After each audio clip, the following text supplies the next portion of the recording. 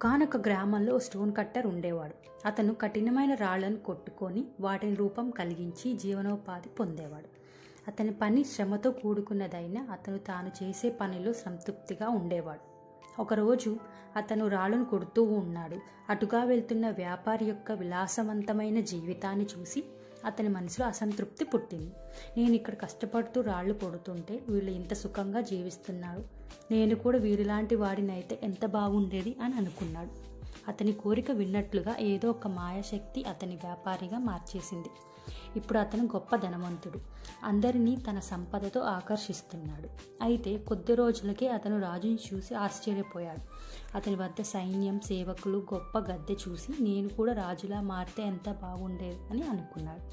అతని కోరిక మళ్ళీ నెరవేరింది. ఇప్పుడు అతను ఓ మహారాజు.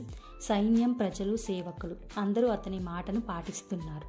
కానీ ఒకసారి అతను భయంకరమైన ఎండలో బయటికి వెళ్ళినప్పుడు ఎండవేడికి తట్టుకోలేకపోయాడు. అప్పుడు అతనికి అర్థమైంది, రాజు అయిన సూర్యుని శక్తికి నేను అణిగిపోవాల్సిందే. సూర్యుడు నాకన్నా గొప్పవాడు. నా కోరిక ఏమిటంటే సూర్యుని మించిన శక్తి కలవాడిగా మారాలి అని కోరుకున్నాడు. తన కోరికతో అతను సూర్యుడయ్యాడు. ఇప్పుడు అతను భూమిని తాపంతో తగలబెడుతున్నాడు.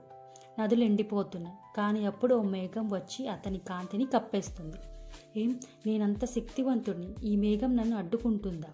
అయితే మేఘమే నిజమైన శక్తివంతుడు అని అనుకున్నాడు.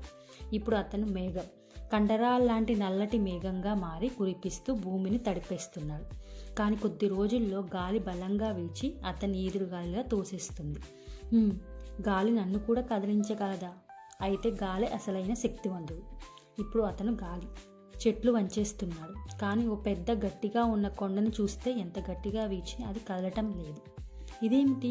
నేను ఇక్కడ ఎంత బలంగా ఉన్నా ఈ రాయి నా ముందు కదలటమే లేదు. రాయి నిజమైన శక్తివంతమైనది. తన కోరికకు అనుగుణంగా అతను ఆ గట్టి రాయిగా మారాడు. ఇప్పుడు అతను ఆనందంగా ఉన్నాడు. కానీ కొద్దిసేపటికి తను గమనించాడు, ఒక రాయి కోసే వ్యక్తి అతనిపై పనిముట్లు వాడుతూ అతన్ని చిన్న చిన్న ముక్కలు కొడుతున్నాడు. అప్పుడు అతనికి నిజమైన సత్యం అర్థమైంది. ఇంతకుముందు నేనే రాయి కోసే మనిషిని. నాకు ఇంత శక్తి ఉందని నాకు తెలియదు. అనవసరంగా ఇతరుల జీవితాన్ని కోరిక పడుతూ అనేక మార్గాలు కోరుకున్నాను. కానీ నిజంగా నేనే గొప్పవాడి. దాంతో అతను మళ్ళీ రాయి కోసే వ్యక్తిగానే మారిపోయి సంతోషంగా తన పని తాను సాగించాడు. మనం ఎవరిగా ఉన్నామో దానిలోనే ఆనందాన్ని కనుగొనాలి.